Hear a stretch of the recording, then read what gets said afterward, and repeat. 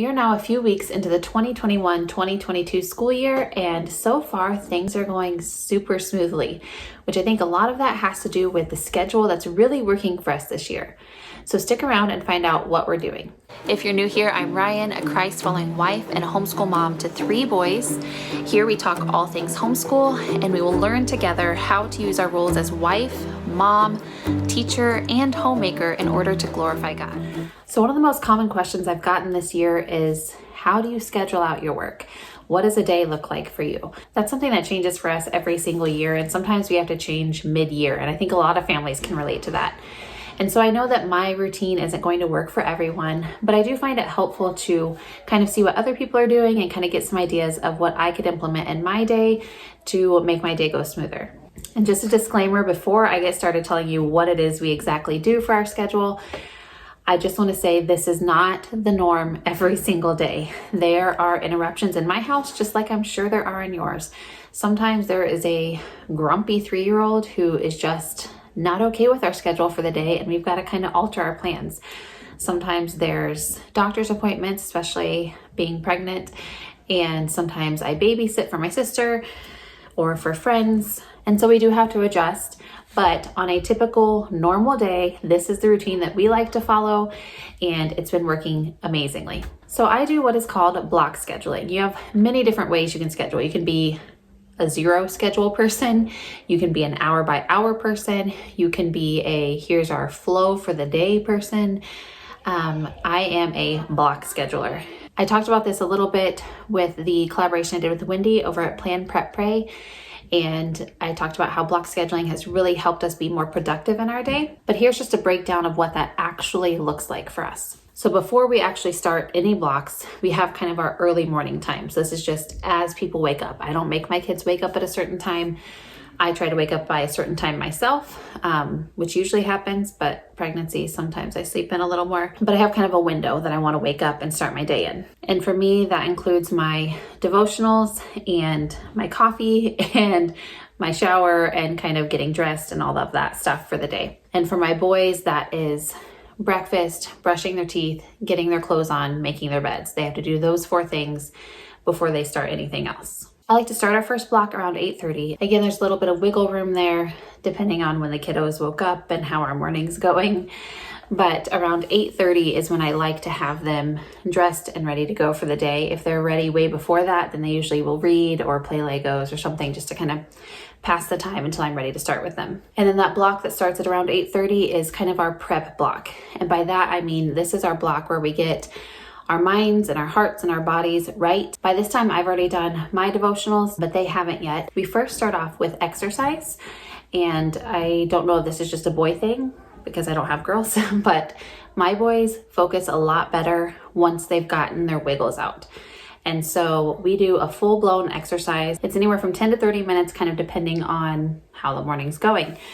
But some resources we use for that are a YouTube channel called PE Bowman. And there they have some workouts that are kind of set up like video games. And it's like you're going through a video game, you're running and you're jumping and you're ducking and kicking and all the things. That's probably their favorite right now. We also might just turn on some music and do a dance party. We might turn on maybe Jack Hartman or something like that through YouTube, where there's music with actual dance moves involved that they have to do. There's all sorts of different exercise videos on YouTube for kids. But I also sometimes just make up circuits for them, especially if it's super hot or rainy or something outside, where we'll do push-ups and we'll do high knees and we'll do squats and we'll do running in place and all the different things just to get their heart rates up, get their muscles working. And then lately we've done a lot of football drills because my 2 older boys are in football right now, and my youngest one really wishes he was. But I'll make them, pass and catch X amount of times and then run X amount of laps around the yard, and then practice pulling each other's flags and all the different things. That's, them practicing for football, but it's also getting their energy out first thing in the morning. Then after that, we go to our devotionals, and they are going through a book called Exploring the Bible. And this one is really good. They just have bite-sized chunks of scripture and a question to answer typically each day. And it just takes them starting from Genesis, I think, all the way through. It's a very basic devotional, but it's a springboard for good conversation first thing in the morning, and it sets our hearts in the right spot. And then we have a prayer time. So then somewhere between 9 and 9:30, again, depending on how long the devotionals took, how deep our conversation went, how the exercise went, somewhere between 9 and 9:30, we have our first work block. And this is kind of our independent work and our one-on-one time work. So I always try to start with my preschooler. Now, if he is playing quietly and is being behaved and being not sneaky and not distracted by a TV, but if he's, the other day he was genuinely interested in building this train track. He was obsessed with building this train track and he was being really good. I might not start with him. But 9 times out of 10, I start with him because he needs the attention first. He's young and he's just a little more needy right now. So during this time, I do our sunlight with him. He has the brand new 3 and 4-year-old level T, I think it's called, through sunlight. And then we do some purely preschool. We do the CLE workbooks. We do the Good and Beautiful's handwriting little workbook. So we don't do all 4 of those things every day. We just kind of cycle through them. Now, while I am working with Abel, the 2 older boys are supposed to be working on their independent work. For them, that is their handwriting, their spelling, and their independent readers for sunlight. So they know what their assignment is to read each day. They know what page of their spelling they're supposed to be working on, or if they're supposed to be studying for a test. And then they know what page of their handwriting books they're supposed to be in for that day. But they can also start on their math, because with Jude, he has a math warm-up that he has to do every day before his lesson, so he can start on that for independent work also. And then Jonas can go ahead and work on his worksheet, and if there's something he doesn't know because it's from that day's lesson, then he can just skip it, but he can get the rest of the worksheet done. And then Jude can actually also start on his language arts. He's in 5th grade, so he's getting more and more independent. And his language arts is video based, and so he can go ahead and watch the video for that if he wants to, all while I'm working with Abel. And then after I've wrapped up with Abel and set him down to an activity that is more independent, but it's kind of a fun school time activity, whether that's Play-Doh or kinetic sand or painting. Yes, all of these really messy things, but he's 3 and he likes that stuff. Or sometimes I will use one of the Letter Factory DVDs or the Numberland DVD from Leapfrog, and he'll watch one of those. I try not to do that every day, but at least it's educational. And so while he's doing something more independent but school related, I will go back to the other boys and do their one-on-one stuff. And for both of them, that is language arts and math. So they're both in Saxon math, so that's semi-teacher intensive, not so much for 5th grade anymore. But in 3rd grade, it's still pretty teacher intensive. And so I will do their math lesson with them, make sure that they understand the new concepts so that they can, so Jude can move on and do his actual mixed practice where he's practicing everything that we've been learning this year.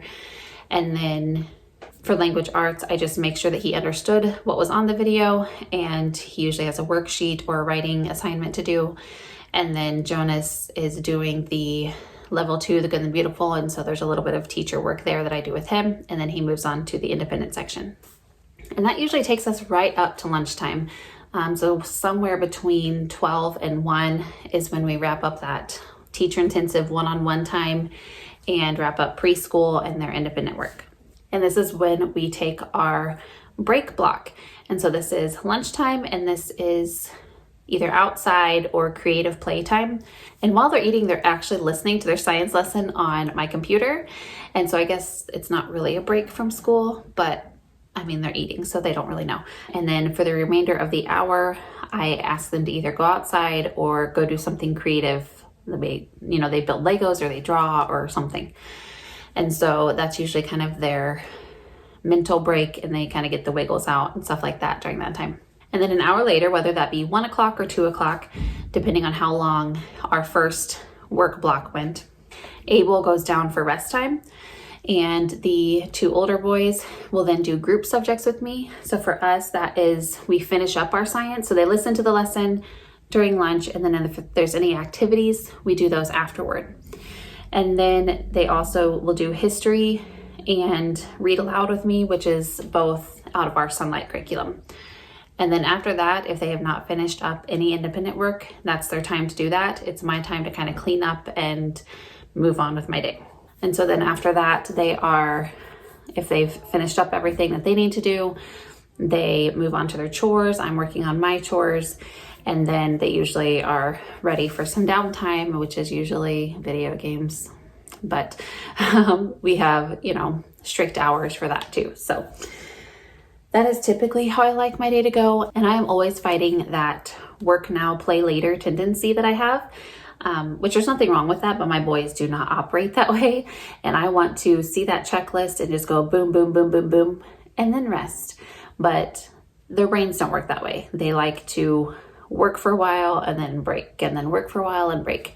And I think that is kind of key, is to find something that works for you, but works for your children too, where you both are going to feel productive, where you're both going to feel rested and functioning well. And so for this year, this is what works for us. I don't know what next year holds. I don't know if we'll even have to change a semester when the baby's here. I don't know.